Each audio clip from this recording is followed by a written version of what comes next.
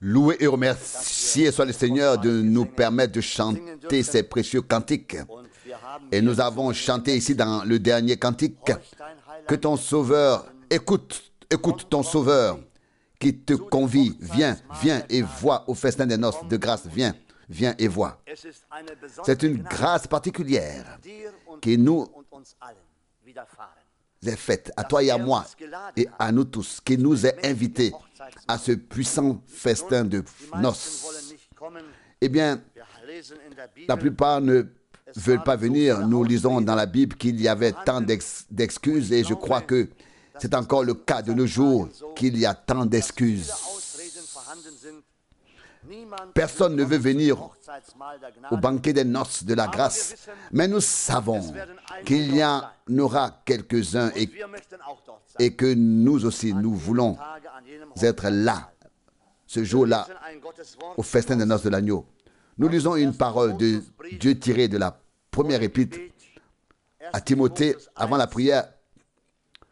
1 Timothée, chapitre 1 du verset 12. 1 Timothée 1, verset 12. Je suis reconnaissant à celui qui m'a rendu fort, notre Seigneur Jésus-Christ, de ce qu'il m'a estimé fidèle lorsqu'il m'a établi dans son ministère. Verset 13. Bien que j'ai été auparavant un blasphémateur, un persécuteur et un homme impie violent, mais la miséricorde m'a été accordée parce que j'avais agi ainsi sans le savoir dans un état d'incrédulité. Verset 14. Oui, la grâce de notre Seigneur s'est manifestée en moi avec une efficacité débordante, unie à la foi et à l'amour, enracinée dans le Christ Jésus. Verset 15. La parole, c'est une parole certaine et entièrement digne d'être reçue, que Jésus-Christ est venu dans le monde pour sauver les pécheurs, parmi lesquels je suis le premier. Verset 16. Mais c'est précisément pour cela qu'il m'a été fait miséricorde, parce que le Christ Jésus a voulu montrer en moi comme le premier toute la plénitude de sa patience, afin de montrer en moi de façon exemplaire quel genre d'homme parviendrait à la vie éternelle par la foi en lui. Verset 17. À lui, le roi des siècles,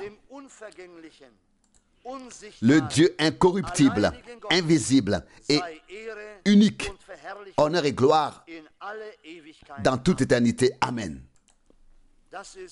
C'est une parole tout à fait merveilleuse.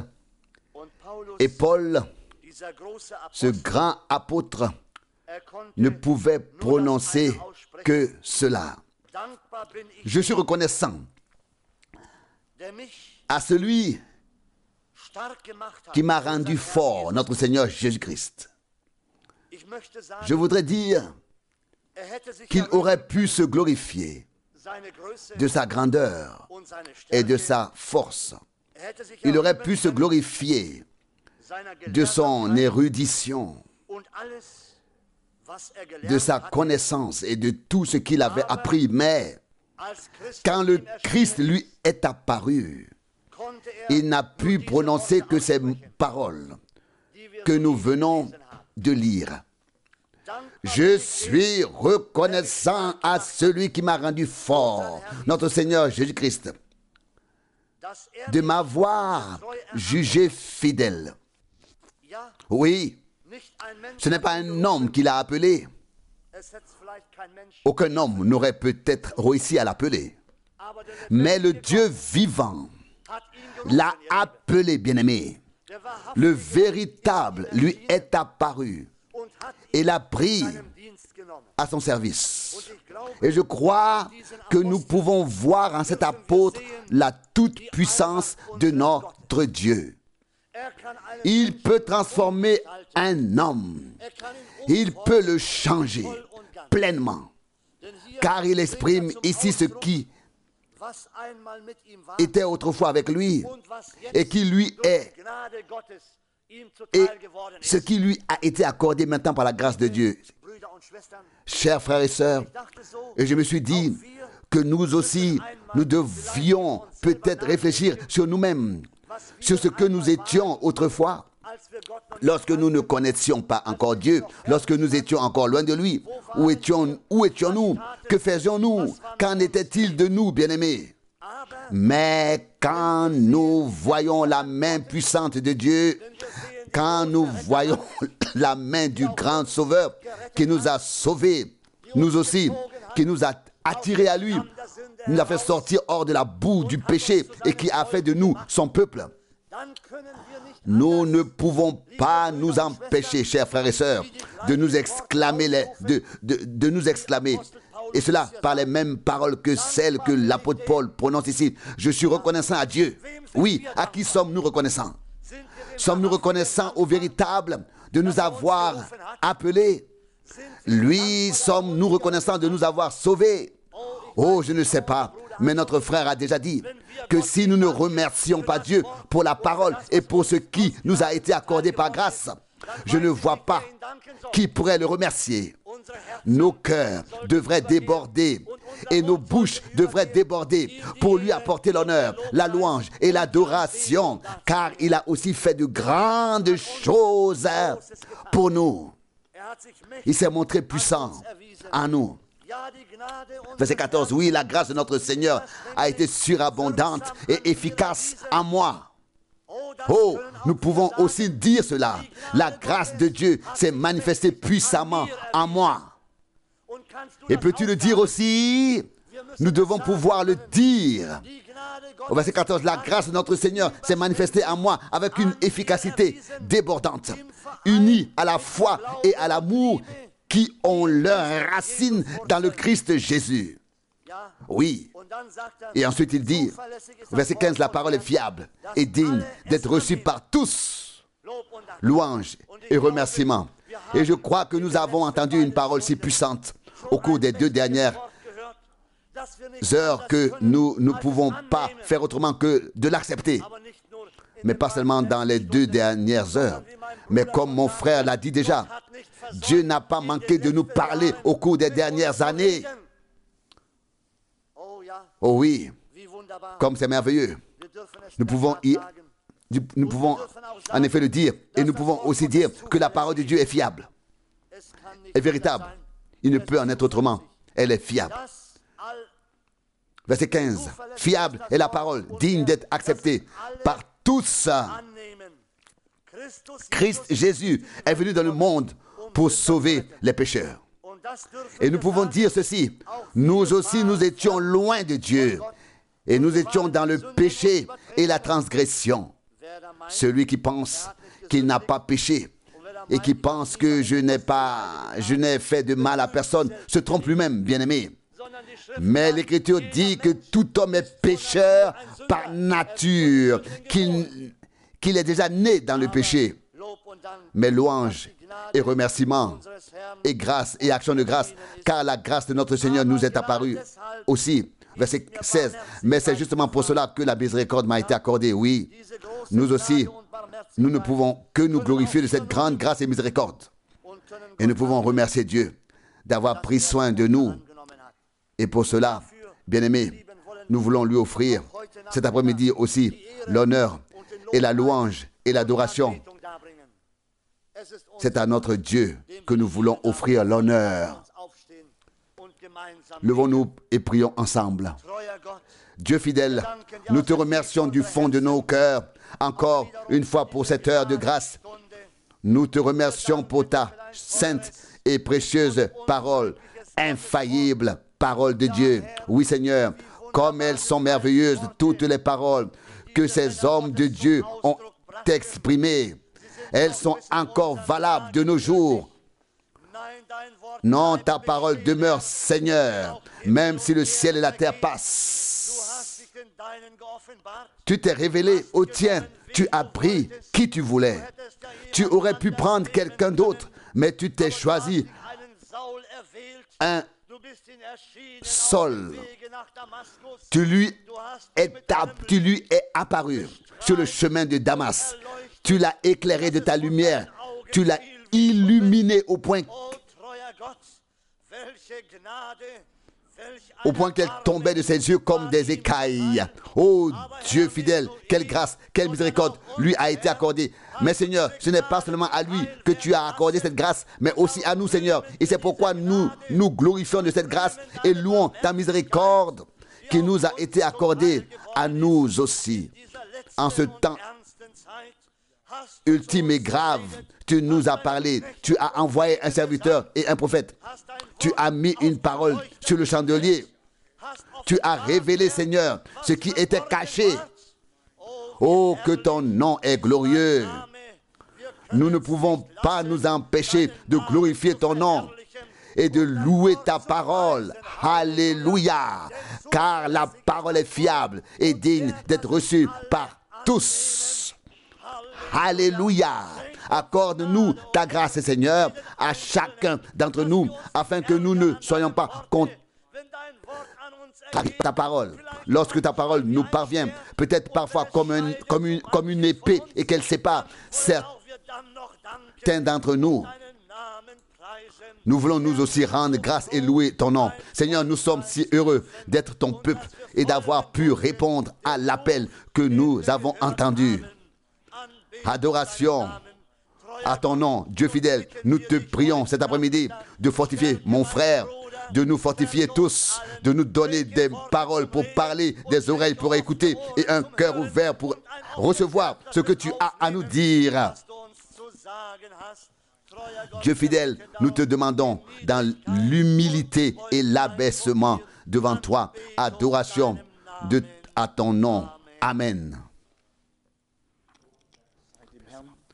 Oh, remercié soit le Seigneur, nous avons la promesse pour cela et elle fait partie intégrante de la parole de Dieu. Et parce qu'il en est ainsi, nous avons dès aujourd'hui la certitude qu'il en sera ainsi. Est-ce vrai ou non? S'il n'y avait pas de promesse dans la parole de Dieu, nous serions dans l'incertitude. Mais parce qu'il s'agit d'une promesse dans la parole de Dieu, c'est déjà comme ça auprès de Dieu. C'est déjà comme si nous étions déjà là. Si nous avions une foi saisie, dans la foi que l'œuvre de Dieu avec son peuple a été achevée, accomplie déjà pour toute éternité à Golgotha. Achevé pour toute éternité, déjà à Golgotha. Si cela nous devenait une foi claire, que toute la troupe rachetée par le sang y a été d'autres et là-bas rachetée, justifiée, purifiée, sanctifiée, préparée, achevée et changée en l'image de Jésus-Christ. Tout cela s'est passé à Golgotha, que ce n'est plus qu'une question de temps, alors nous serions tous dans la joie déjà. Mais si nous pensons que nous devons toujours travailler à notre bonheur, à notre salut, à notre béatitude, nous le ferons jusqu'à ce que nous quittions cet endroit si lentement, mais si sûrement, et que nous réalisions alors peut-être que nous n'y sommes pas parvenus. Mais si nous reconnaissons avec foi qu'il s'agit d'une œuvre de rédemption accompli et que Jean a déjà vu sur l'île de Patmos la troupe rachetée vêtue de blanc. Dans Apocalypse 15, il a vu une mer de cristal. Il a vu les rachetés jouer sur les harpes, jouer avec des harpes de Dieu. Dans Apocalypse 19, il a vu l'épouse au festin des noces de l'agneau. En Apocalypse 21, il a vu dans la nouvelle Jérusalem. Que manque-t-il encore? Seulement que nous soyons assurés par la foi, que nous ayons cette assurance par la foi, que nous en faisons partie. Et le calcul est très simple. Dieu ne peut mettre en nous un désir que pour ce qu'il a préparé déjà pour nous. Il ne peut rien faire en nous ou ne peut pas mettre un désir en nous et ensuite ne pas l'assouvir, y répondre. Cela n'est pas possible avec Dieu. Pour tout ce qu'il nous a fait miroiter, pour tout ce qu'il nous montre, il a pris déjà la responsabilité que nous le recevions aussi. Ainsi, cet après-midi aussi, nous voulons rendre gloire à notre Seigneur par la foi. Par l'incrédulité, nous lui préparons le déshonneur. Mais par notre foi ferme, cela se fera. Si nous insistons à nouveau sur la parole de Dieu, c'est uniquement pour nous affermir et nous fonder dans la foi. Dans la foi en la parole infaillible de Dieu, dans laquelle est contenu tout son projet. Regardez, même si cela ne nous concerne pas, nous avons malgré tout une foi illimitée. Si je vous demandais par exemple aujourd'hui, êtes-vous convaincu que Dieu accomplit toute promesse à l'égard du peuple d'Israël? Vous me répondriez, peut-être, frère Franck, bien sûr, c'est évident, puisque Dieu l'a dit et que nous le voyons sous nos yeux.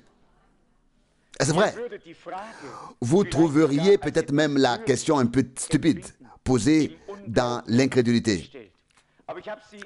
Mais je l'ai volontairement formulée ainsi, pour nous faire comprendre que ce même Dieu qui a un projet pour Israël, qui rassemble son peuple, qui l'a ramené, comme il l'a dit par les prophètes, que l'Orient les fasse sortir et que le Nord ne les retienne pas. Je les rassemblerai des extrémités de la terre et je les ramènerai au pays de leur père. Ésaïe 43, 6. De plus de 100 pays, ils sont revenus. Nous savons que toute parole de Dieu est vraie. Mais lorsqu'elle nous est adressée, à nous, alors là, c'est la foi personnelle qui est requise, qui est demandée et pas seulement la foi générale. Et c'est ce qui semble faire défaut à ce moment-là. Mais si nous avons la foi générale, pourquoi ne pas avoir la foi personnelle pour nous, pour les choses qui nous concernent? Après tout, nous appartenons au programme général de Dieu. Si je demandais, qui doute que le Seigneur ait dit dans Matthieu 24, dans Luc 21, qu'il y aurait des guerres et des cris de guerre et tout? Personne, car c'est ainsi que cela s'est accompli. Qui doute que Paul ait dit dans 1 Thessaloniciens 5, le temps viendra où ils diront, maintenant c'est la paix, maintenant c'est la sécurité, et alors la ruine les précipitera soudain.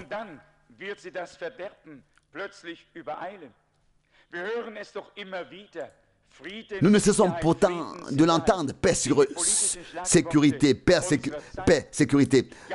Ce sont les mots d'ordre politique de notre époque. Oui, de quoi pouvons-nous douter alors que nous voyons tant de choses avec nos yeux terrestres et non avec nos yeux spirituels? Après tout, nous ne sommes pas aussi spirituels que nous le pensons parfois. Avec nos yeux terrestres, nous voyons la parole de Dieu accomplie, n'est-ce pas? Oui, ne pouvons-nous pas croire alors que Dieu accomplira en nous aussi ce qu'il a promis? S'il le fait pour Israël, pour les nations, et s'il parle de Gog et Magog de l'extrême nord, et s'il dit, je te prendrai de l'extrême nord, et je t'amènerai dans mon pays, et là je te rendrai ma gloire. Ésaïe 43, 7. Oui, tout cela est bien en préparation.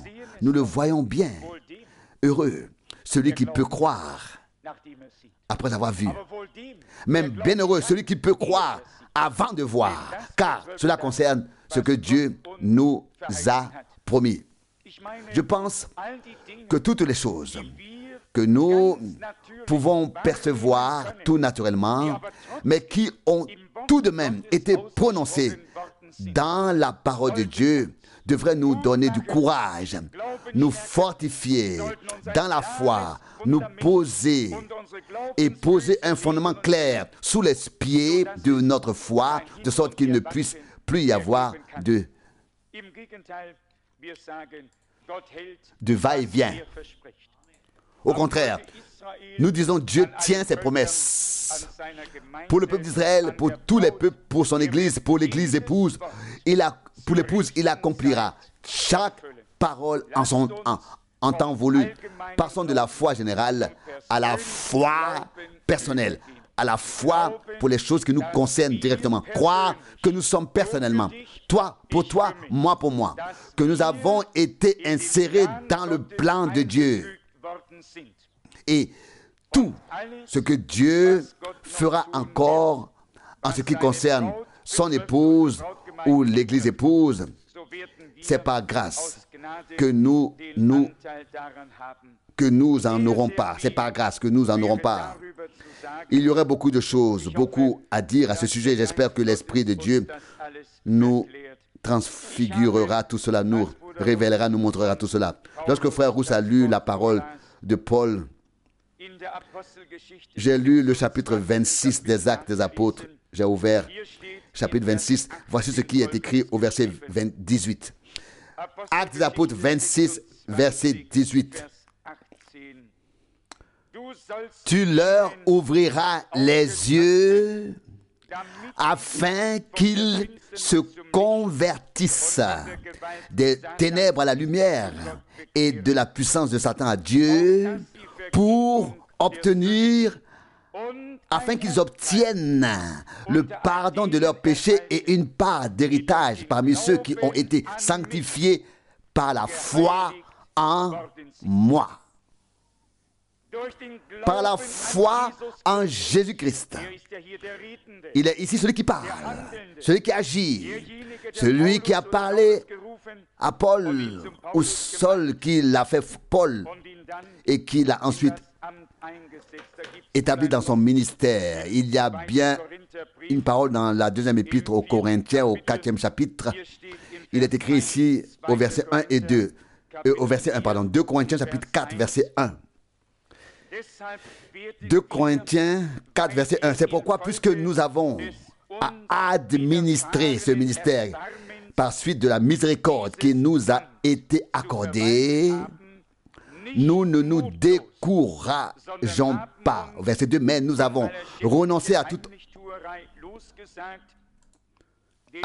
honteuse dissimulation, car nous n'usons pas de malice, nous ne falsifions pas la parole de Dieu, mais nous nous recommandons par la proclamation ouverte de la vérité à tout jugement de conscience des hommes sous le regard de Dieu. Tel est l'état d'un homme que Dieu a réellement appelé et mis à son service, établi dans son ministère pour ensuite annoncer la parole.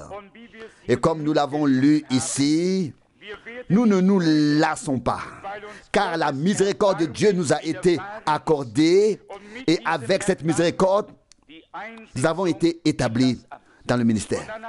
Et alors nous n'avons plus affaire à Paul, mais nous avons affaire à un homme de Dieu qui a été établi et que Dieu a utilisé pour dire ce qui devait être dit, pour dire ce qui devait être décidé, pour décider. Nous ne nous décourageons pas d'administrer ce ministère. Parfois, même l'apôtre sera un peu découragé.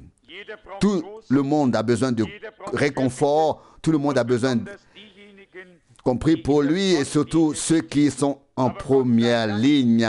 Mais grâce à Dieu, nous sommes consolés ensemble par la parole de notre Dieu.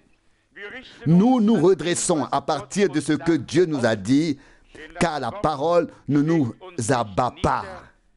Elle nous redresse. Il est dit ici, verset 2, nous nous recommandons plutôt par la proclamation ouverte de la vérité à tout jugement de conscience des hommes, et cela sous le regard de Dieu. Pas de choses cachées ici ou là, dissimulées, pas de révélation spéciale dont on ne pourrait pas parler, mais par une proclamation ouverte, claire et vraie, de la parole de Dieu, nous devons nous soumettre à tout jugement de conscience des hommes et être aussi sous les yeux de Dieu. Lorsque Paul conclut plus tard et dit, 2 Corinthiens 4, verset 3, « Car si malgré tout le message de salut que nous annonçons est voilé, il n'est voilé que pour ceux qui périssent. » Aujourd'hui, on pourrait dire clairement que si la parole, si clairement révélée et annoncée, est restée cachée aux hommes en ce temps, c'est que Dieu n'a rien à faire avec eux. Alors, tous nos efforts sont vains. S'ils sont assis dans le bon bateau et en présence du Seigneur, ils écouteront sa voix et sa voix est sa parole. Ma voix est ma parole. Sa voix doit être aussi sa parole, n'est-ce pas? Votre voix fait connaître vos paroles. Sa voix fait connaître ses paroles. Et c'est ainsi qu'aujourd'hui encore, nous pouvons faire face à tout jugement de conscience des hommes en proclamant la vérité et ainsi nous tenir devant le regard de Dieu. C'est une parole que je voulais lire en vue des jours de Pentecôte qui viennent de s'écouler avant d'en venir aux autres passages de l'Écriture tirés de Tite au chapitre 3. Tite, chapitre 3, nous lisons ici le verset 4. Tite, chapitre 3, à partir du verset 4. Lorsque la bonté et la bienveillance de Dieu, notre Sauveur, se sont manifestées, verset 5, il nous a sauvés, non par des œuvres de justice que nous aurions accomplies nous-mêmes, mais selon sa miséricorde, par le bain de la nouvelle naissance et le renouvellement du Saint-Esprit, verset 6, qu'il a abondamment répandu sur nous par notre Seigneur, par notre Sauveur Jésus-Christ. Verset 7, afin que par sa grâce nous soyons déclarés justes et héritiers de la vie éternelle selon notre espérance. Il est question ici de renouvellement de miséricorde, du bain de la nouvelle naissance et de l'effusion de l'Esprit. Tout est lié. Aussi l'effusion de l'Esprit était-elle aussi précédée d'une parole de promesse? Vrai ou faux? Dieu avait déjà dit par le prophète Joël au chapitre 2, verset 28. Dans les derniers jours, dit Dieu, je répandrai de mon esprit sur toute chair. Lorsque la rédemption a eu lieu à Golgotha et que des personnes étaient disponibles pour que la vie de Dieu lui-même revienne sur eux, ce n'était plus qu'une question de temps. Et nous savons bien que nous sommes passés de la crucifixion à la résurrection, puis aux 7 semaines, puis à la Pentecôte. C'était une promesse, une parole de Dieu, et ceux qui y croyaient, qui avaient reçu la parole, étaient ensemble en prière, et Dieu confirmait sa parole et remplissait tout le monde de son esprit. C'est ce que nous pouvons lire.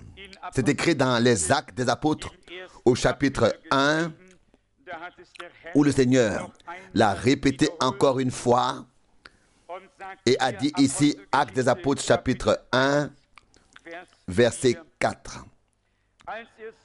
Pendant qu'il était avec eux, il leur ordonna de ne pas s'éloigner de Jérusalem, mais d'attendre l'accomplissement de la promesse du Père que vous avez entendu de moi selon ses propres paroles. Verset 5. Car Jean a baptisé d'eau, mais vous serez baptisés d'Esprit Saint, et cela peu de temps après ces jours. Ainsi, une parole de la promesse divine a entraîné la bénédiction qui était contenue dans cette promesse et l'a rendue manifeste en ceux qui ont reçu cette parole de la promesse divine dans leur cœur. Est-ce vrai ou non? Toute parole, toute promesse de Dieu est un oui et un amen. Et elle s'accomplira pour ceux et en ceux qui l'ont cru et reçu. Dans Actes des Apôtres chapitre 2, Pierre a poursuivi à partir du verset 16 et dit: non, ici s'accomplit la promesse du prophète Joël. Verset 17, dans les derniers jours, dit Dieu, je répandrai de mon esprit sur toute chair, et vos filles prophétiseront, vos jeunes gens auront des visions, et vos vieillards recevront des révélations en songe. Ici, le Nouveau Testament a confirmé l'accomplissement qui était en jeu dans l'Ancien Testament en tant que promesse prophétique. Mais maintenant, elle n'était plus dans le vide. Maintenant, elle a été donnée une fois de plus par la bouche du Seigneur lui-même à ceux qui ont reçu oralement ce qui était écrit. La parole écrite devenait ainsi une nouvelle parole parlée. Le Seigneur lui-même l'a mise en avant, en évidence, face aux siens, et a dit: restez à Jérusalem, car vous serez baptisés du Saint-Esprit peu de temps après ces jours. Après ces jours, attendez la promesse du Père. Avant, ce n'était qu'une promesse. Maintenant, c'est une promesse, mais qui est accomplie. Une parole devenue réalité en ceux qui y ont cru, qui l'ont reçue, qui ont attendu qu'elle s'accomplisse en eux. Cela s'est-il produit ou non? Cela s'est passé comme la bouche du Seigneur l'a dit. Comment cela se passera-t-il à la fin? C'est pourtant ainsi que commence le Nouveau Testament, avec l'accomplissement de la prophétie biblique. Qui était Jean-Baptiste? Il était lui-même une parole de Dieu accomplie. Une voix dans le désert qui appelle. Était-ce ou n'était-ce pas? Une parole de Dieu s'est accomplie en lui. Une promesse qui a mis longtemps, très longtemps à s'accomplir. Mais soudain, elle était là. Ésaïe a peut-être prophétisé 810 ans avant Jésus-Christ. Malachie environ 400 ans avant Jésus-Christ. Lorsque le temps s'est accompli, ce qui était auparavant une promesse est devenu une réalité. S'est tenu sur deux pieds, a marché comme un témoignage vivant du Dieu vivant à la véracité de Dieu et de sa parole qui veille sur elle pour l'accomplir lorsque le temps sera venu. Alors, qu'était Jean? Jean était une parole de Dieu réalisée. Oui ou non? Est-ce vrai ou non? Avant, seulement une voix se fera entendre dans le désert. Préparer le chemin pour le Seigneur. Soudain, la voix était là. La foi, la promesse, tout est devenu réalité. On pouvait voir, on pouvait entendre. Ici, dans les Actes des Apôtres, nous lisons ce qui était écrit dans le prophète Joël, dans Ésaïe 28 et dans d'autres passages bibliques. Tout à coup, c'était la réalité. Que s'était-il passé? Des personnes s'étaient trouvées qui avaient reçu en elles la parole de la promesse divine.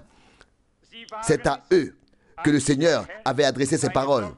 C'est eux qui avaient cru. C'était eux qui en faisaient l'expérience. Ils étaient la confirmation et le témoignage vivant que la parole de Dieu ne revenait pas à vide, sans effet, mais qu'elle accomplissait ce pourquoi Dieu l'avait envoyé. Qu'était le Seigneur Jésus? Il était l'accomplissement de ce que Dieu avait dit par la bouche des prophètes de l'Ancien Testament, à commencer par ce qu'il avait dit dans Genèse 3, verset 15, au sujet de la semence de la femme qui viendrait écraser la tête du serpent. par l'intermédiaire du prophète Ésaïe. Il a fait dire, Ésaïe 9, verset 5, car un enfant nous est né, un fils nous est donné, et la domination repose sur son épaule. Et son nom est conseiller merveilleux, Dieu vainqueur, Père éternel, prince de la paix. Il s'agissait d'une promesse. Soudain, la promesse est devenue réalité, réalité divine ici sur terre. Pas d'interprétation, pas d'explication, mais l'accomplissement véridique de la parole véridique de la promesse divine. Il était là. Et qui était ce Simon? Conduit par l'Esprit dans le temple, il prit l'enfant dans ses bras et dit, Seigneur, maintenant, tu laisses ton serviteur partir en paix, car mes yeux ont vu le salut de Dieu. Luc 2, 29. Avant, il avait une promesse, n'est-ce pas? Je vous le demande, avait-il une promesse? Le Seigneur lui avait pourtant dit, avant que tu ne meures, tu verras le Messie. Il a porté la promesse, et la promesse l'a porté, et soudain, il s'est trouvé devant la promesse accomplie. Il a prise dans ses bras. Qu'écrit Jean? Ce qui était là dès le commencement, ce que nous vous annonçons, ce que nous vous avons annoncé, ce que nos mains ont touché de la parole de vie, nous vous l'annonçons. Jean 1, verset 1. Pas une théorie, mais ce que ce que nous avons pu saisir entre nos mains, ce qui était là, ce qui est là comme preuve divine que sa parole est la vérité et qu'elle s'accomplit encore aujourd'hui. Il en est de même maintenant, en ces jours. Nous n'avons pas besoin d'un homme pour nous expliquer telle ou telle chose. Il nous suffit de recevoir la parole de Dieu dans notre cœur, de la croire de tout notre cœur et d'attendre ensuite qu'elle s'accomplisse. Cette fois encore, Dieu ne tardera pas. Tout comme tous ces hommes et tout le peuple de Dieu devait autrefois attendre que l'heure de Dieu sonne. Nous devons nous aussi attendre que l'heure de Dieu sonne. Je pense que c'est ici dans Luc au chapitre 1 que l'ange a transmis cette promesse à Zacharie en même temps qu'il lui a dit quel service, quel ministère devait être accompli. Je ne lis ce passage que pour l'ajouter à la conclusion de ce matin. Luc, chapitre 1, verset 15. Luc 1, verset 15. Car il sera grand devant le Seigneur. Il ne goûtera ni vin, ni boisson enivrante.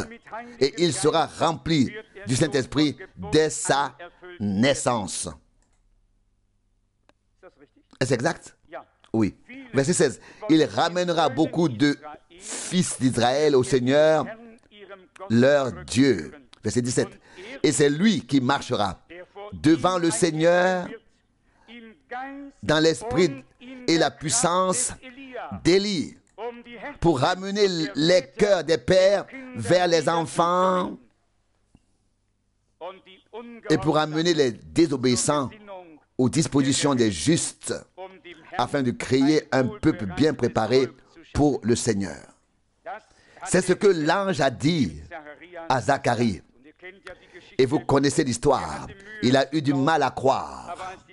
Mais lorsque la promesse est réalisée, sa langue s'est déliée et il a pu remercier Dieu. Certainement honteux de ne pas avoir pu croire du premier coup. Ce week-end, l'accent est mis très simplement sur le fait que Dieu doit se tenir à sa parole. Sa parole est aussi vraie qu'il l'est lui-même. Il vaut ce que vaut sa parole et cela vaut tout pour nous. Car Dieu est véritable, Dieu est vrai, juste et fidèle dans toutes ses actions. Il peut tout dire, sauf des contre-vérités. Il nous a fait connaître la vérité. Il nous a fait connaître les promesses. Recevons-les. Zacharie a reçu la promesse. Marie a reçu la promesse. Simon a reçu la promesse. Tout s'est accompli. Les 120 reçurent la promesse. Tout s'est accompli en temps voulu. Pourquoi devrions-nous douter? Pourquoi? Nous voyons l'accomplissement de la parole de Dieu parmi les nations. Nous la voyons dans notre pays. Nous le voyons de différentes manières. De quoi devrions-nous douter? Après avoir vu toutes ces choses sous nos yeux, ce serait un péché de douter de ce que Dieu a dit. Et cela nous amène au sujet sur lequel frère Branham a si souvent insisté. Le péché était l'incrédulité dans laquelle on ne pouvait pas faire confiance à Dieu et rester fidèle à ce qu'il avait dit. Et c'était déjà le cas. Lisons quelques passages bibliques. 2 Corinthiens, chapitre 4. 2 Corinthiens, chapitre 4. Il s'agissait principalement du premier verset que j'ai déjà lu, selon lequel, en conséquence de la miséricorde de Dieu qui nous a été accordée, nous ne nous lassons pas et ne nous décourageons pas d'administrer ce ministère. 2 Corinthiens 4, verset 1. J'ai parlé brièvement avec le frère Kupfer et nous sommes d'accord sur le fait qu'un homme qui est appelé par Dieu aimerait bien abdiquer, aimerait bien rester assis, refuser de parler. Oh, qu'est-ce que je donnerais? Qu'est-ce que je donnerais pour que ce soit ma dernière prédication? Mais que donnerais-je pour cela? Oh, que donnerais-je? Mais il est dit, et il est écrit ici, nous ne nous décourageons pas. Parfois, nous en sommes proches. Chacun devra en témoigner s'il est sincère. Mais ensuite, il y a aussi des expériences réjouissantes et encourageantes. Et quand ce sont des sœurs âgées ou des sœurs d'un âge avancé qui disent, frère Franck, nous sommes si reconnaissants de vous avoir encore. Oui, cela existe encore. Et alors, au milieu de tout le mécontentement, on reçoit à nouveau un tout nouveau courage. Je voudrais lire le chapitre 4 de 1 Thessaloniciens. 1 Thessaloniciens chapitre 4. En fait, ces jours-ci, il est question de l'enlèvement de ce qui se passe avant. Et les gens ne semblent pas tant préoccupés par le fait d'être dans la préparation que par la manière dont tout se déroule. Même si nous le savions parfaitement, cela ne garantit pas que nous y participerions.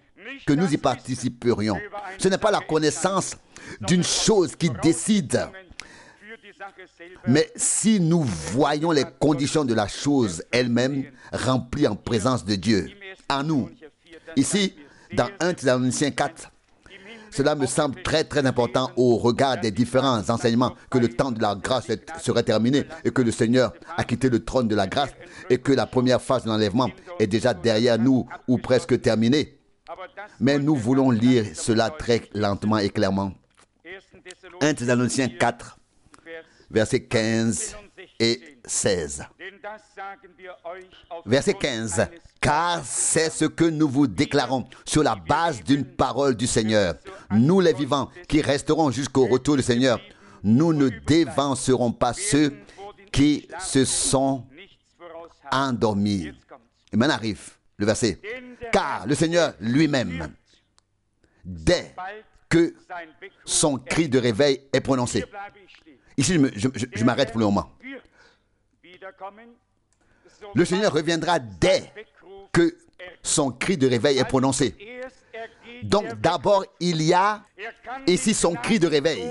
Pour ceux qui se sont endormis, il ne peut pas quitter le trône de la grâce tant que le dernier n'a pas été appelé à sortir. Et lisez donc dans le sermon de frère Branham. Il dit, je ne sais pas combien il y en a ici, mais peut-être est-ce ici le dernier qui doit être appelé encore. Et si nous lisons clairement Matthieu 25, il est dit, au milieu de la nuit, il y eut un cri. Un cri. Voici l'époux qui vient. Allons à sa rencontre. C'est bien ici, c'est bien l'annonce ici, dans Matthieu 25, l'indication. l'appelle à sortir. Mais il attend sur le trône de la grâce jusqu'à ce que le dernier ait été appelé, soit entré, ait été justifié et ait atteint la perfection, n'est-ce pas? S'il n'était plus sur le trône de la grâce aujourd'hui, que ferions-nous encore ici? C'est très très important. Marc 1 Thessaloniciens 4, verset 16. Car le Seigneur lui-même, dès que son cri de commandement, son cri de réveil aura eu lieu, le Seigneur lui-même, pas une doctrine, pas un enseignement, pas une nuée, pas une révélation, mais lui-même reviendra. Est-ce vrai ou non? C'est toujours le cas et ça reste ainsi. Vrai. Et si nous lisons les contextes correctement et lentement, ils sont si clairs que même un fou ne peut pas se tromper. Ceux qui se trompent, ce sont ceux qui se pensent sages parce qu'ils en savent plus qu'ils ne doivent en savoir. Mais leur propre savoir les induit en erreur. Très clair et très explicite ici. Verset 16. Car le Seigneur lui-même, dès que son cri de commandement, son cri de réveil se fera entendre, dès que la voix du prince des anges retentira et que la trompette de Dieu sonnera, ces trois choses doivent d'abord arriver. Ces trois choses doivent d'abord se produire. Elles ne se sont pas déjà produites. Il descendra d'abord du ciel. Et ensuite, les morts en Christ ressusciteront premièrement.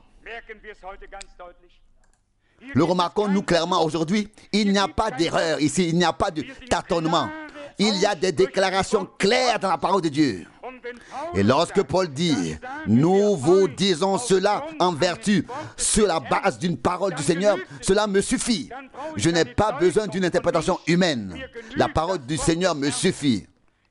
Ce n'est que lorsque je tournerai le dos à la parole que je tournerai mon visage, ma face vers les interprétations. Mais je veux faire l'inverse.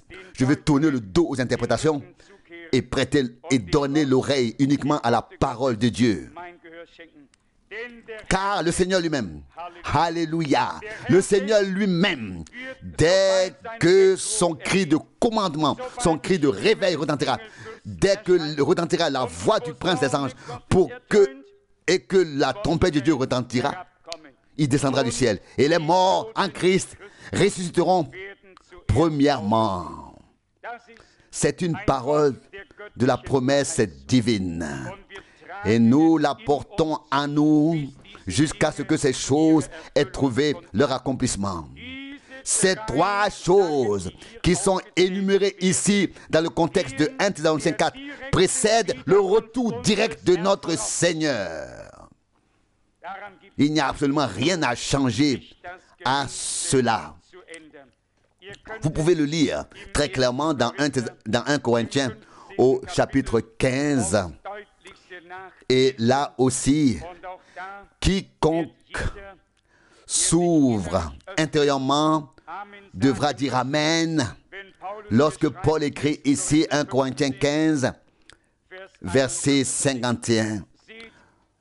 15, 51, 1 Corinthiens 15, 51. Voici, voici que je vous dis un mystère. Nous ne nous endormirons pas tous, mais nous serons tous changés. Au verset 52, en un instant, au dernier son de la trompette, car la trompette sonnera. Et aussitôt les morts seront ressuscités dans l'incorruptibilité et nous serons changés. Peut-on être plus clair que ça? Peut-on dire les choses plus claires que ça? Là, d'abord, le cri de commandement, le cri de réveil de 1 Thessaloniciens 4, la voix de l'archange et ensuite la trompette de Dieu. C'est ainsi que cela nous est rapporté dans Thessaloniciens et a été mis par écrit. Et ici encore, car la trompette retentira. Et aussitôt, les morts, pas seulement après 21 ans, ou après 30 ou 40 ans, mais aussitôt, les morts seront ressuscités dans l'incorruptibilité et nous serons changés. Croyons-nous cela? C'est ce qui est écrit ici dans la parole de Dieu. Et c'est ce que nous recevons en nous comme une promesse divine. Aucun homme n'a besoin de se laisser égarer ou troubler.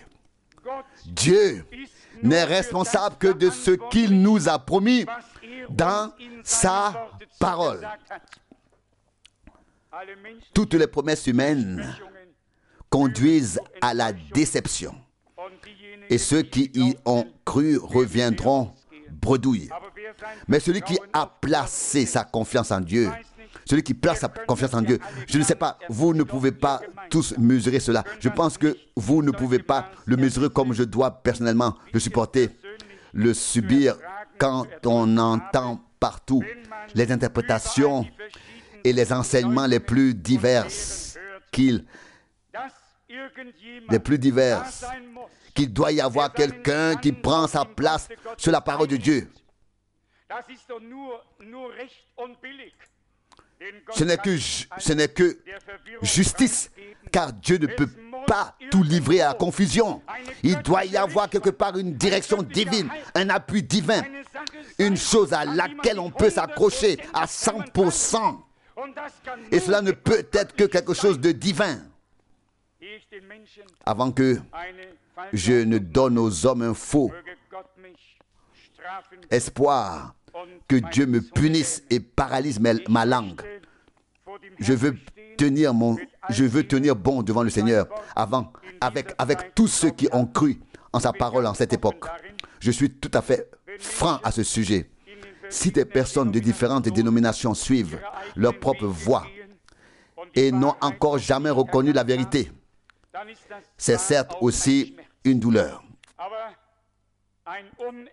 Mais une douleur insupportable, c'est quand des gens ont reçu la vérité en eux pendant un certain temps et qu'ils croient ensuite à leur propre voix ou aux interprétations des autres ou qu'ils suivent ces voix.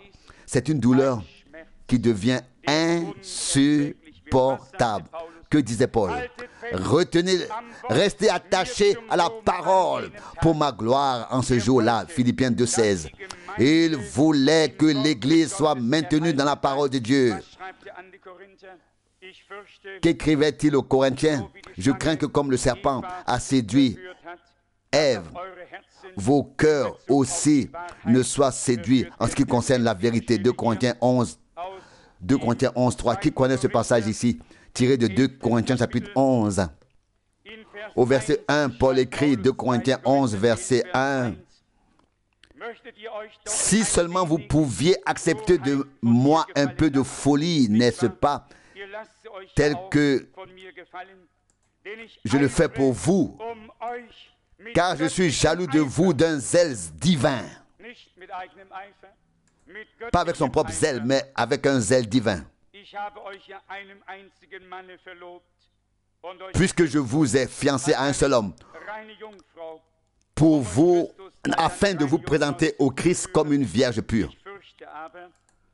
Toutefois, je crains que comme le serpent séduisit autrefois Ève par sa malice, ainsi vos pensées ne soient entraînées vers le mal, loin de la simplicité et la pureté des sentiments à l'égard de Christ. Qu'est-ce que était ici le mal? Le mal ici, c'était le malin.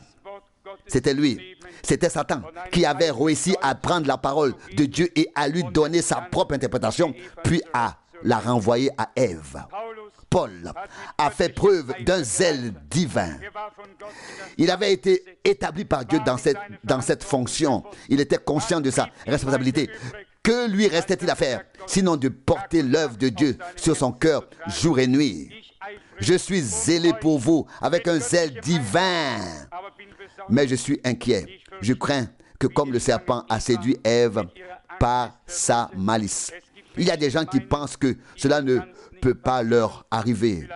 Peut-être que c'est déjà arrivé, sans qu'ils le sachent. Qui était plus proche de Dieu qu'Adam et Ève?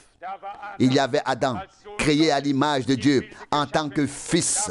Il y avait sa femme qui était autrefois plus proche de Dieu que ces deux-là. Et le diable y est parvenu malgré tout. Aucun être humain ne devrait se bercer d'assurance. Au moment où l'ennemi se faufile et prend la parole de Dieu, puis l'interprète un peu ici et là, n'écoutez pas du tout. N'écoutez pas du tout. Vous serez empoisonné et vous ne le remarquerez même pas. Tout à coup, vous sentez vous-même qu'il y a quelque chose qui n'était pas là avant et vous ne pouvez pas l'expliquer. Non, il n'y a qu'une chose à faire, s'en tenir à la parole originale de notre Dieu et ne pas faire de compromis. Et cela n'est dirigé contre personne. Si c'est le cas, c'est seulement contre le diable, mais contre aucun être humain. Paul a pu expliquer, exposer pour notre bien ces choses, afin que nous connaissions l'ordre dans ce temps. L'appel, le cri de minuit de Matthieu 25. Ensuite, le cri de réveil de 1 Thessaloniciens 4. Lors du direct retour du Seigneur, doit d'abord avoir lieu, puis la voix de l'archange, puis la trompette et Dieu, la trompette de Dieu, et alors les morts en Christ ressusciteront, et alors nous qui sommes vivants et qui restons, nous serons enlevés avec eux à la rencontre du Seigneur dans les airs. Il n'y a pas d'interprétation, pas de perspective, car ce sera comme c'est écrit, n'est-ce pas? Oui. Ou comme cela sera-t-il? Comment cela sera-t-il? Comme c'est écrit, à 100%, à 100%, Dieu a pris la responsabilité et il en sera ainsi et pas autrement. Nous sommes peut-être un peu tranquilles pour le moment, mais le temps viendra certainement où notre joie sera profonde et intime de savoir que Dieu nous a maintenus dans sa parole avec patience. Bien sûr, chacun veut accélérer l'œuvre de Dieu. J'aimerais bien aider à cela, mais nous ne pouvons pas tous, nous ne pouvons pas le faire. En faisant ce que nous essayons de faire, nous ne faisons que gêner Dieu, nous mettre en travers de son chemin. Nous n'accélérons rien du tout. Nous l'arrêtons tout au plus par nos propres actions. Mais ensuite, si nous nous mettons à la disposition de Dieu et disons, Seigneur, me voici, tu peux compter sur moi. Il fera sa part. Lisons Romains 8, versets 29 et 30. Romains 8, versets 29 et 30. Voici ce qui est écrit. Car ceux qu'il a connus d'avance, verset 29, il les a aussi destinés d'avance à être transformés à l'image de son Fils.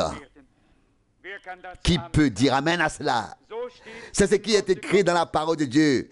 Et c'est ce qui sera. Je vais même plus loin. Il en est ainsi pour nous dès aujourd'hui. Même si nous ne le voyons pas encore achevé, nous donnons raison à Dieu et disons, Seigneur, comme tu l'as dit, cela est vrai. Et il est dit au verset 30, et ceux qu'il a prédestinés, il les a aussi appelés. Et ceux qu'il a appelés, il les a aussi justifiés. Et ceux qu'il a justifiés, il leur a aussi donné la gloire. Pas conférera ou bien donnera, mais a donné. Qui peut croire cela? Qui peut croire de tout cœur qu'il s'agit là d'une œuvre de rédemption déjà accomplie par notre Dieu et qu'il s'est assis pour toujours à la droite de Dieu, attendant que tous ses ennemis soient placés comme marchepieds à ses pieds. Il a accompli cette œuvre. Il a accompli cette œuvre, mais c'est à nous de croire, afin que l'œuvre accomplie puisse devenir en nous une réalité divine. Toute promesse de Dieu est un oui et un amen, mais elle ne peut s'accomplir que là où elle est reçue comme une promesse de Dieu dans la foi. Dans Romains 6, nous lisons une parole merveilleuse au verset 5. Romains 6, verset 5. Car si nous avons été faits une même plante avec lui par une mort semblable à la sienne, nous le serons aussi par une résurrection semblable à la sienne. Croyons-nous cela? Amen. Nous ne pouvons que croire ce qui nous a été dit dans la parole de Dieu. Car si nous avons été faits une même plante avec lui par une mort semblable à la sienne, nous le serons aussi par une résurrection semblable à la sienne. Gloire à notre Dieu. Ensuite, dans 2 Corinthiens, au chapitre 5, nous lisons ce qui suit. 2 Corinthiens, chapitre 5, versets 14 et 15. Il est écrit ici, car l'amour de Christ nous presse, parce que nous sommes guidés par la conviction. Un seul est mort pour tous, et par conséquent, ils sont tous morts. Verset 15, il est donc mort pour tous, afin que ceux qui vivent ne vivent plus pour eux-mêmes, mais pour celui qui est mort et ressuscité pour eux. Ressuscité pour eux. Un seul est mort pour tous, afin que tous aient la vie par lui, et que personne ne vive plus pour soi-même, mais vive réellement pour le Seigneur qui est mort pour nous tous. Dans le même chapitre, au chapitre 5, dans 2 Corinthiens, nous avons au verset 5 une pensée qui vaut la peine d'être prise en considération. Il est écrit ici, verset 5, 2 Corinthiens 5 au verset 5. Mais celui qui nous a préparés pour cela, c'est Dieu, qui nous a donné l'Esprit comme gage. Paul parle ici de la séparation, de la construction dans le ciel. Il préférerait ne pas être dépouillé d'abord, mais être revêtu. Puis il passe à cela et écrit dans la dernière partie du verset 4, afin que ce qui est mortel soit englouti par la vie. Puis il poursuit au verset 5, mais celui qui nous a préparés pour cela, c'est Dieu, qui nous a donné l'Esprit comme gage. Ce n'est pas une doctrine, un enseignement, mais le Saint-Esprit qui est le gage de notre rédemption, de la rédemption de notre corps et de notre transformation, de notre changement. Cela doit être souligné une fois très clairement. À quoi sert le meilleur enseignement sur l'enlèvement, sur la croyance en l'enlèvement, sur la foi de l'enlèvement, sur la composition de toutes ces choses différentes? Laissons-les de côté pour l'instant. Si la puissance qui doit nous changer, qui doit nous transformer et nous emporter, nous enlever, n'est même pas en nous, nous serions peut-être un moteur qui n'a ni huile dans les rouages, ni étincelle. Il ne peut rien se passer. Bien-aimés, si nous attendons le retour du Seigneur et le changement de nos corps, veillons à ce que la promesse divine nécessaire au changement de notre corps soit devenue une réalité divine dans nos vies. Dans nos vies. Sinon, je peux me dire et nous dire aujourd'hui, avec la dernière certitude, que nous attendons l'enlèvement en vain. Et c'est tout. Personne ne peut attendre de moi que je me tienne devant vous et que je vous dise, nous irons tous au ciel, tous. Je dois vous dire la vérité. Mais Dieu s'y tient à cette vérité. Et Dieu donne ce dont nous avons besoin, n'est-ce pas? N'est-ce pas? Nous ne pouvons tout de même pas nous le donner à nous-mêmes. Il l'a pourtant promis et ses promesses sont oui et amen. Lisons justement cette parole dans 2 Corinthiens au chapitre 1. 2 Corinthiens chapitre 1 du verset 18. C'est bien ici qu'il nous est dit, 2 Corinthiens 1 du verset 18.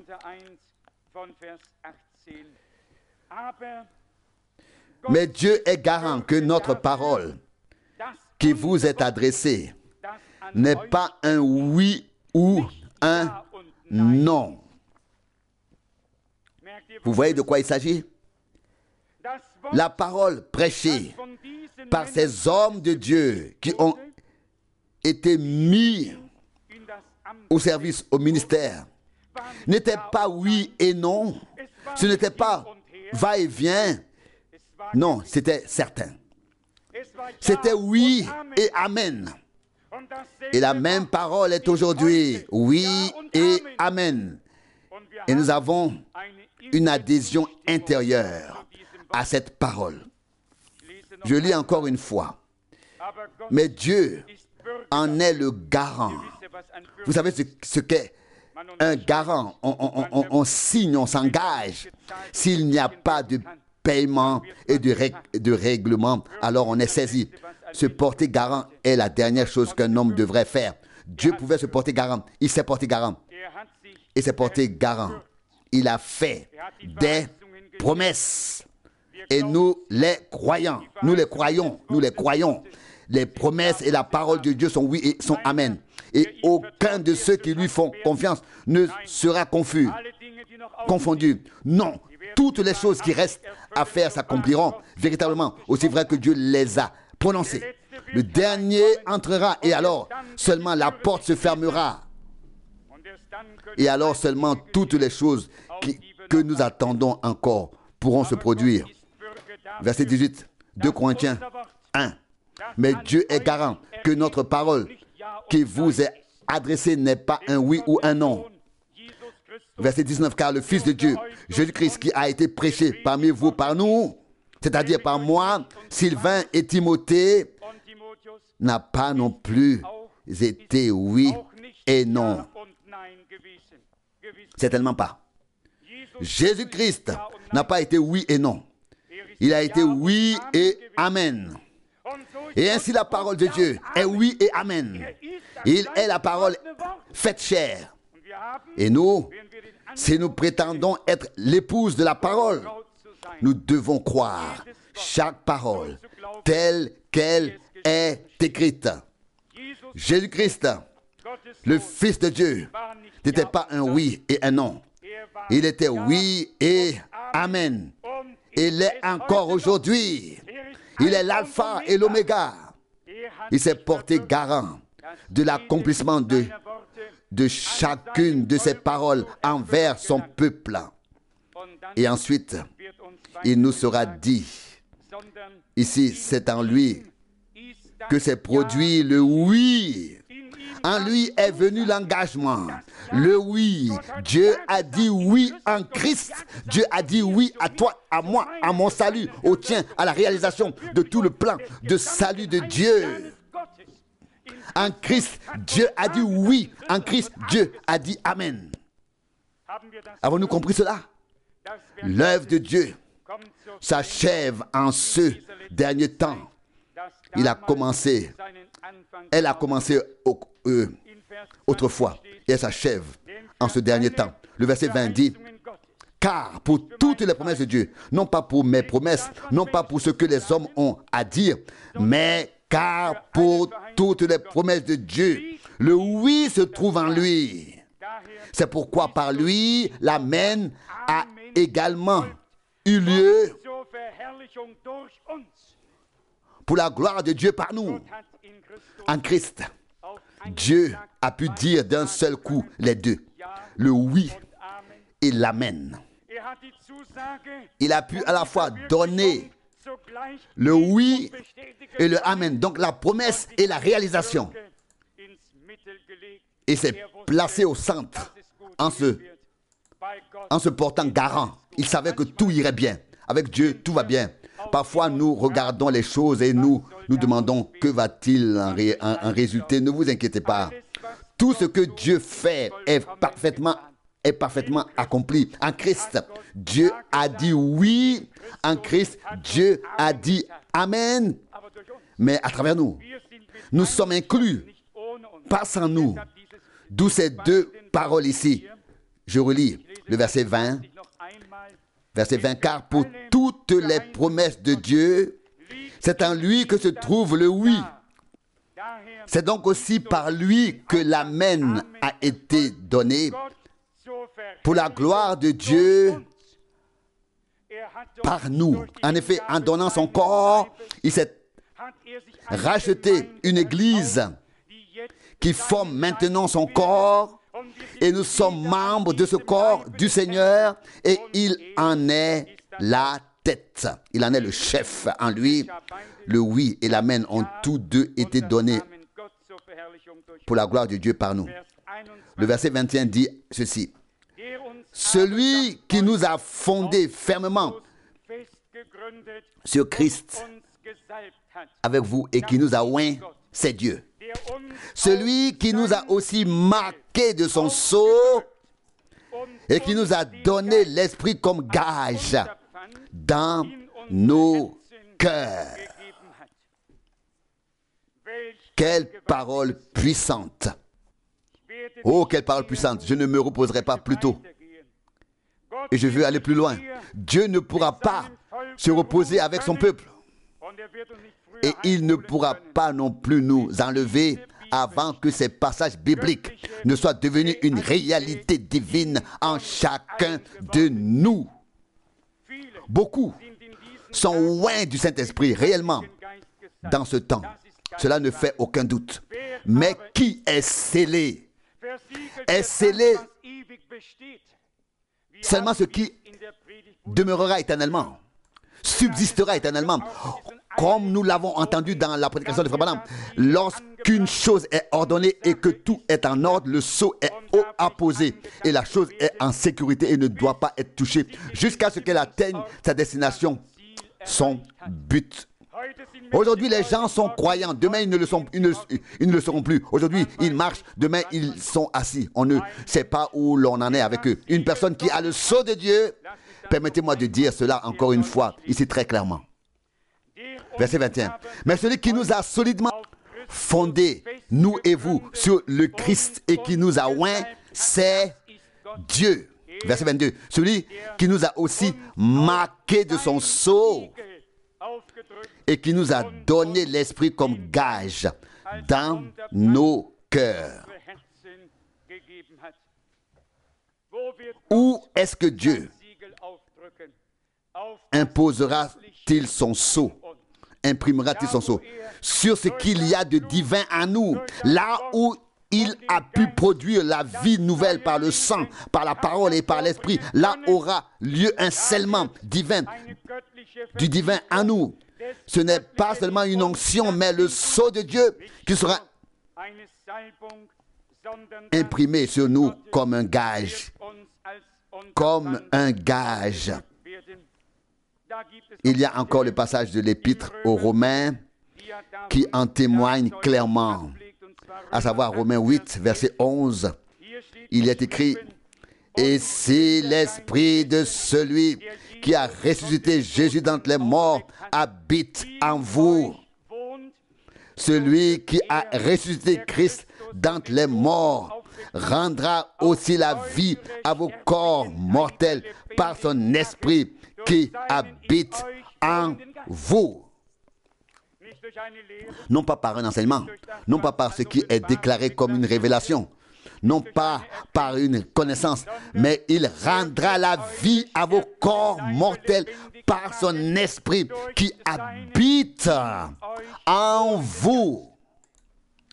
Ça, c'est la parole de Dieu et il n'y a pas d'autre moyen d'y parvenir. Dieu nous a montré ce chemin. Il nous a révélé sa parole comme étant la vérité. Il nous fait savoir aujourd'hui qu'il est fidèle, qu'il veille sur ses paroles pour qu'elles s'accomplissent en tous ceux qui les croient. Si donc, en Éphésiens 1, verset 13, il est écrit que nous avons été scellés. Je ne le dirai plus individuellement, le temps est presque écoulé, mais toutes ces paroles ont été écrites, non pas pour nous abattre, non pas pour nous décourager, mais pour nous montrer clairement les choses. Écoutez, je vous ai parlé, je vous ai racheté, je vous ai révélé ma parole et ma volonté. Je vous ai fait connaître le temps, l'heure et le message. Vous avez entendu ce que l'Esprit dit aux églises. Vous vous préparez maintenant à être enlevés. Puis, par grâce, il nous montre comment y parvenir et comment il peut se faire que nous soyons appelés à sortir, que nous acceptions la parole de la vérité et que nous soyons ensuite scellés du Saint-Esprit de la promesse.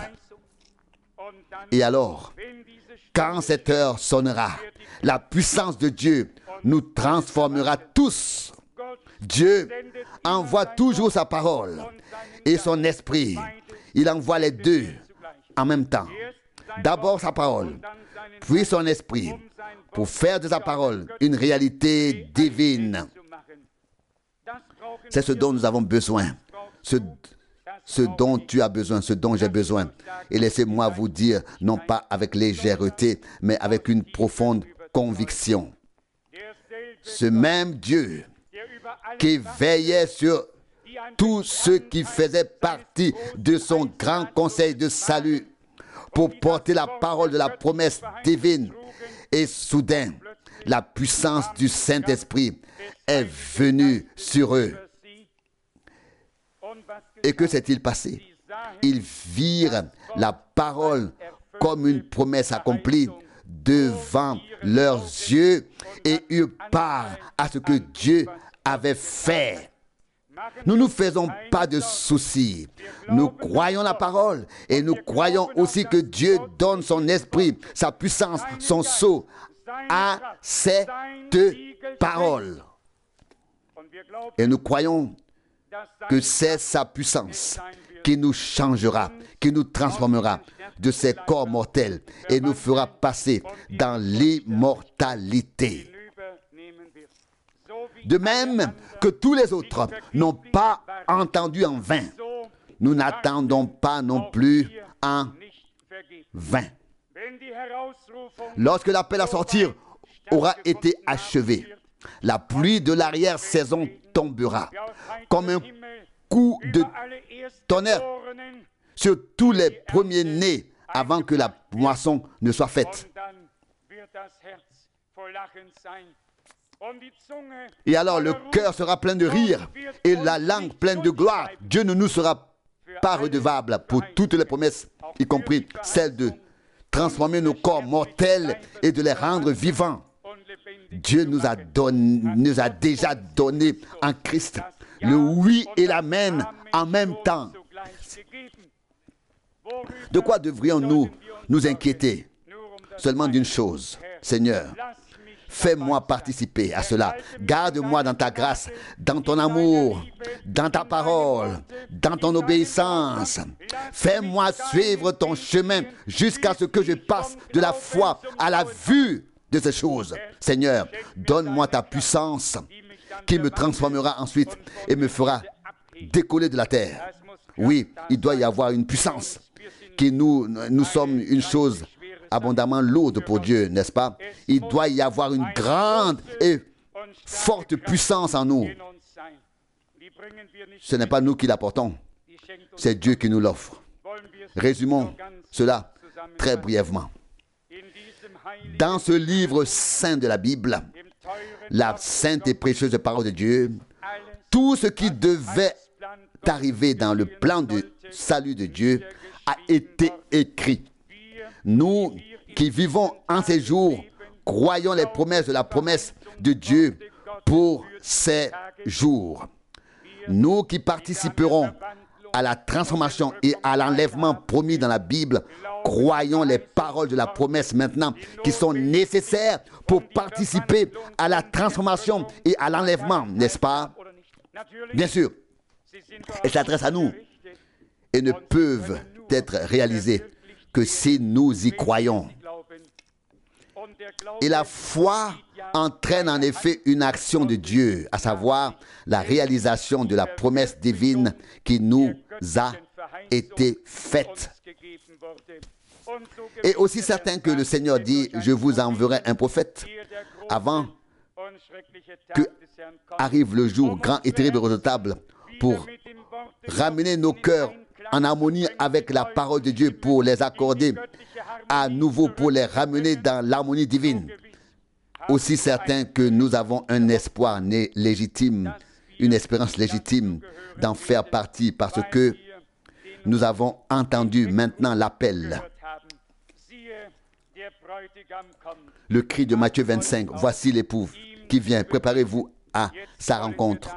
Maintenant, veillons à ce qu'il y ait de l'huile en abondance dans nos lampes et dans nos cruches, afin que nous ne manquions pas d'huile à l'heure de minuit, lorsque le Seigneur viendra. Dieu a déjà pris soin de cela aussi.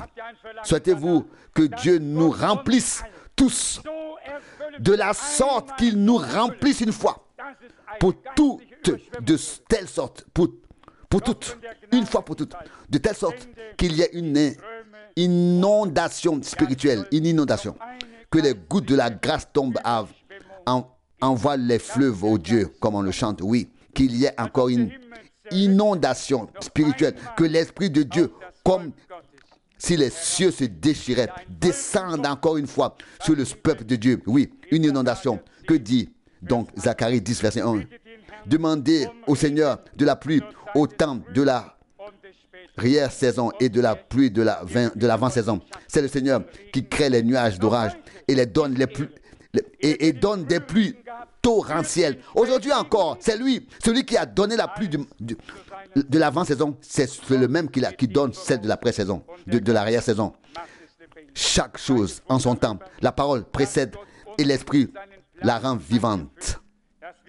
Soyons heureux que Dieu nous ait associés à son plan, que nous puissions croire, comme le dit l'Écriture, tenir fermement à la parole jusqu'à ce que la dernière promesse s'accomplisse et que nous passions de la foi à la vue. Loué et exalté soit le nom du Seigneur. Amen. Nous nous levons encore et prions ensemble. Peut-être chanterons-nous un chœur à la gloire de Dieu.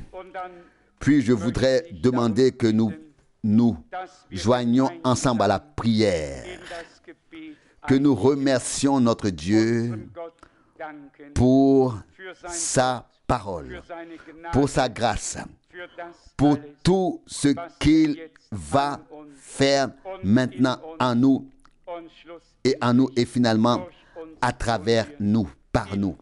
Dans le recueillement, dans le respect, nous venons devant la face de notre Dieu. Nous ne sommes pas ici n'importe où. Nous sommes rassemblés devant la face de Dieu. Nous avons entendu sa sainte parole et nous nous inclinons devant le Dieu saint dans la poussière et la cendre. Puisse-t-il nous bénir, nous élever, nous fortifier dans la foi, nous donner une nouvelle assurance, qu'il puisse nous avoir bénis, nous avoir relevés, nous avoir fortifiés dans la foi, nous avoir donné une nouvelle assurance, un nouveau courage et si nécessaire, une nouvelle clarté sur sa parole et sur ce qui se passera lors de son retour. Ensemble, nous voulons chanter au Seigneur et ensuite l'adorer. Nous chanterons « Tu es digne, tu es digne ».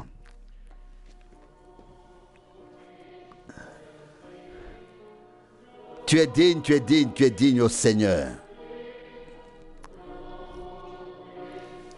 Tu es digne au Seigneur.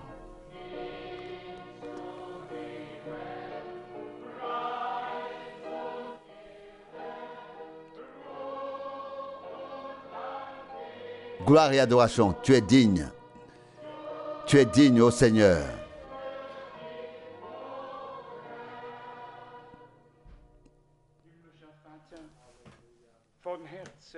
Père Céleste, je te remercie de tout cœur pour le grand privilège que nous avons d'être réunis en ton nom, en ta présence, devant ta sainte face, d'entendre ta sainte parole, d'y croire, d'y prendre part. Quelle assurance jaillit de ta parole, quelle certitude de foi nous recevons en ta présence, quelle clarté, alléluia, oh mon Dieu, que devons-nous te dire au milieu de toute la confusion? La parole prophétique se tient d'autant plus fermement devant nous. Alléluia. Elle brille dans un lieu obscur comme une lumière éclatante. Dieu fidèle, je te remercie de ce que tu nous maintiens dans ta grâce, dans ta parole, sous le sang de l'agneau jusqu'à la fin, jusqu'à ce que nous passions de la foi à la vue.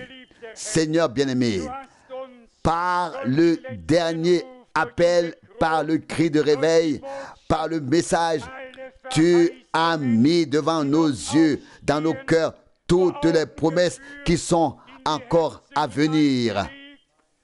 Nous nous tenons ici devant ta sainte face. Nous croyons en toi et en tes saintes et précieuses paroles. Tu as pris la responsabilité.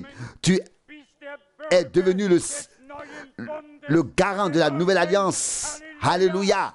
Et tu as un peuple de la nouvelle alliance, une foule rachetée par le sang. Car tu as dit, ceci est la nouvelle alliance en mon sang.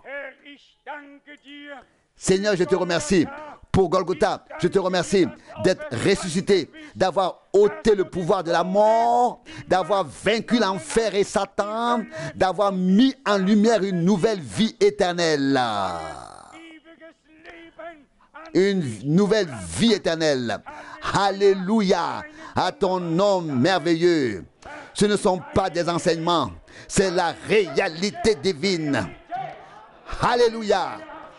Notre rédemption, notre transformation, notre enlèvement sera une réalité divine. Alléluia. Nous te remercions, Seigneur Dieu Tout-Puissant, pour une telle grâce. Les paroles nous manquent. Tu as rencontré ton peuple de manière ineffable et glorieuse dans ta parole. Seigneur, et maintenant que ton esprit s'ajoute à ta parole, afin que ta parole en tant que semence divine soit amenée à la vie en nous, qu'elle s'élève, qu'elle sorte, afin que la parole puisse devenir une réalité divine. Dieu Tout-Puissant, tu sais ce que nous ressentons tous dans nos cœurs.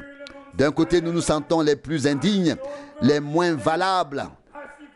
Mais Seigneur, nous avons reçu une grâce.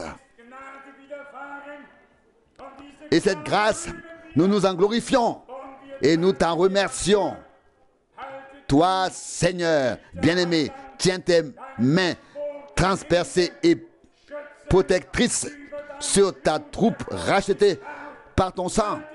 Tiens-les dans ta parole pour la gloire de ton nom. En toi est venu le divin. Oui, en toi, le divin. Amen. Dieu, pour la gloire de Dieu par nous. Ô toi qui reviendras pour être glorifié dans les tiens. Alléluia. Seigneur, glorifie ton nom. Tu nous appelles. Je l'ai glorifié et je le glorifierai encore. Glorifie ton nom en confirmant ta parole par des miracles et des signes puissants, Seigneur, pour que ton Église reçoive la vie spirituelle divine. Il faut que ton esprit, pour cela, atteigne les eaux mortes, qu'il y entre. Ô Seigneur bien-aimé, nous te louons et nous t'adorons. Sauveur, ce n'est pas la prédication qui a manqué. Comme Paul pouvait le dire autrefois, ce ne sont pas les prédications qui ont manqué. Nous pouvons le dire maintenant aussi. Nous ne sommes pas coupables du sang d'un homme, car nous avons annoncé tout le conseil de Dieu selon la manière apostolique et prophétique. Nous tiendrons ainsi devant Dieu, et tous ceux qui ont entendu la parole vivront les promesses divines comme une réalité. Seigneur, je te remercie pour cela et je me glorifie de ton sang, de ta parole et de ton esprit. Sois avec ton peuple, Seigneur, et place-nous devant les yeux et montre-nous ce que nous sommes devenus du point de vue divin, à savoir des fils et des filles de Dieu, des bien-aimés, des saints, des élus. Seigneur, nous te remercions d'avoir fait cela avec nous et en nous, par grâce. C'est à toi, Dieu Tout-Puissant, que nous confions toute l'œuvre et son achèvement. L'œuvre est la tienne, Seigneur Jésus-Christ. L'œuvre est la tienne dans laquelle nous nous tenons. Seigneur, nous te remercions pour cela. Nous louons et glorifions ton nom glorieux que tu nous as si merveilleusement révélé. Le nom de Jésus dans lequel tout charme est rompu, toute malédiction est levée, est ôtée. Seigneur, nous te remercions pour cela. Le pardon des péchés et le salut devraient être prêchés en ton nom à toutes les nations. Seigneur bien-aimé, que ton salut se manifeste. Montre ton bras puissant. Réveille les morts par ta parole.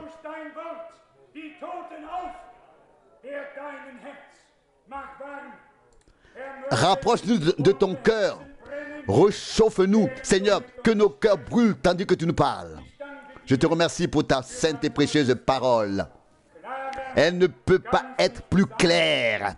Alléluia. Gloire et adoration, maintenant et pour toujours, au nom saint et précieux de notre Seigneur Jésus-Christ. Amen.